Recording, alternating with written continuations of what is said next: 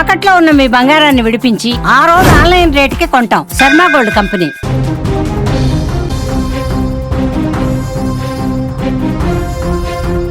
పాకిస్తాన్ను వణికించిన భారీ ఆత్మాహుతి దాడుల వెనుక సంచలన విషయాలు వెలుగులోకి వస్తున్నాయి.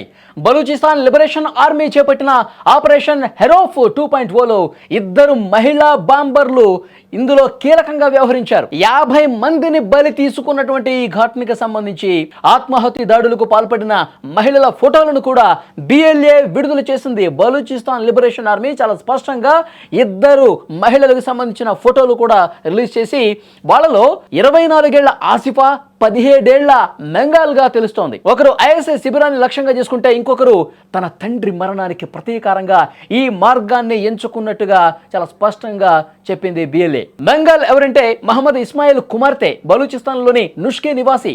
మెంగల్ తన 21వ పుట్టినరోజున BLA యొక్క మజీద్ బ్రిగేడ్లో చేరిందని, మెంగల్ 2024 జనవరిలో ఆత్మాహుతి దాడి కావాలని నిర్ణయించుకున్నట్టుగా తెలుస్తోంది. ఇక ఆసిఫాకు సంబంధించిన వీడియో వైరల్ అవుతోంది. దాడికి ముందు ఆమె తన BLA సహచరులతో కలిసి పాకిస్తాన్ ప్రభుత్వాన్ని ఎగతాళి చేస్తున్నట్లుగా ఒక వీడియో కూడా సర్క్యులేట్ అవుతోంది.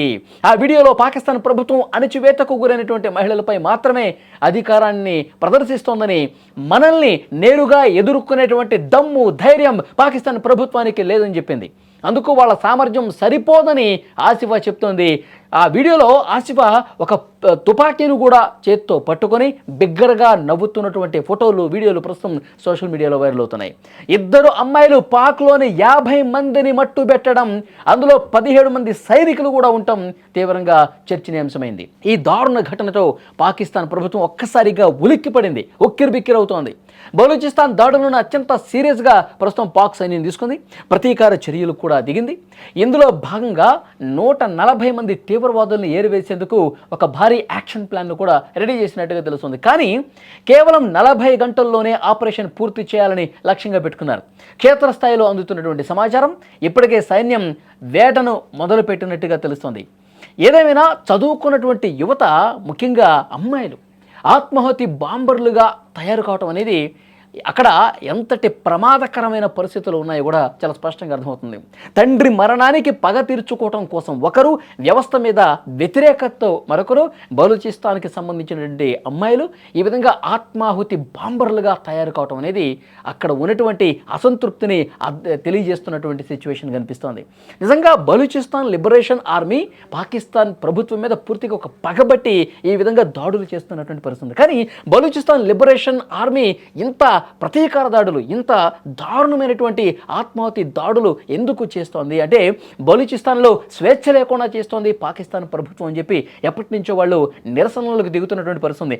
బలూచిస్తాన్ లిబరేషన్ ఆర్మీని కేవలం వాళ్ళ స్వార్థ ప్రయోజనాల కోసం పాకిస్తాన్ ప్రభుత్వం ఇక్కడ ఉన్నటువంటి సహజ వనరులను కావచ్చు, ఇక్కడ ఉన్నటువంటి ఖనిజాలను కావచ్చు, ఇక్కడ వాళ్ళకి లబ్ధి కలిగేటువంటి విషయాలన్నీ కూడా వాళ్ళు దోచేసుకుంటున్నారు. కానీ BLAలో నివసిస్తున్నటువంటి సాధారణ పౌరుల్ని గాలి కుదిలేస్తుంది. వాళ్ళు కేవలం ఇక్కడ వనరుల మీద ఫోకస్ పెట్టి ఈ బలూచిస్తాన్ ఏదైతే ప్రాంతం ఉందో ఇక్కడ పూర్తిగా అభివృద్ధి అట్టడుక్తి చేరిపోతుంది.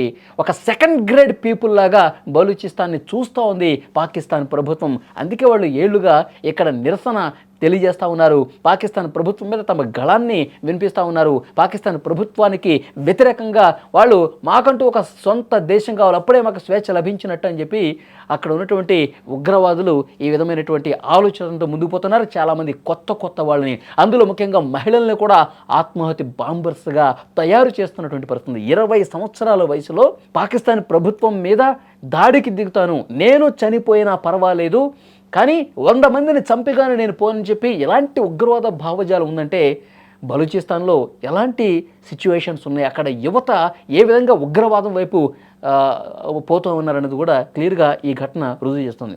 కానీ ఈ ఘటనతో దాదాపు 140 నుంచి 150 మంది వరకు అక్కడ పాకిస్తాన్ ప్రభుత్వంలో పనిచేస్తున్నటువంటి బలగాలు కావచ్చు, సాధారణ ప్రజలు కావచ్చు, అందరూ కూడా చనిపోయినటువంటి పరిస్థితి ఉంది. సో దీన్ని పాకిస్తాన్ ప్రభుత్వం చాలా సీరియస్గా తీసుకుని బలూచిస్తాన్ ఉగ్రవాదుల్ని ఏరివేతే లక్ష్యంగా ఇప్పుడు వాళ్ళు కార్యాచరణ రూపొందిస్తున్నటువంటి పరిస్థితి ఉంది. సో ఏది అయినప్పటికీ పాకిస్తాన్ ఒక అల్లకల్లోలమైనటువంటి ప్రదేశంగా కనిపిస్తుంది.